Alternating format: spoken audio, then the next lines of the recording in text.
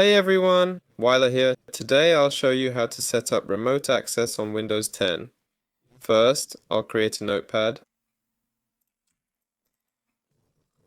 I'll open it and type remote connection or remote desktop. Here's what we've got.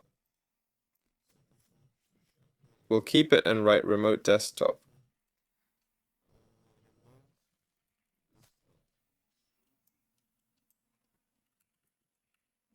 Remote desktop settings. Let's open this tab. Here we have our computer's name. Copy it. Next, go to Internet settings. We need to go here.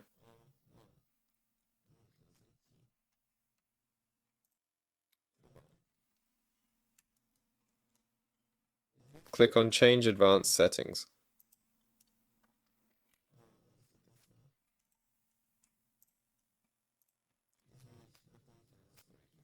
Select all networks, enable this and disable that.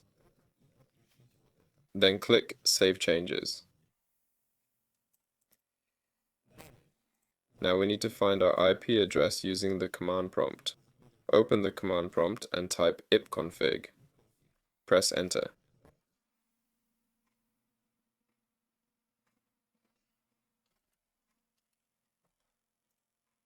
Now copy the IPv4 address. I've copied it. I've changed it slightly. Here it is. You can connect to your desktop using your computer name or IP address, then click connect.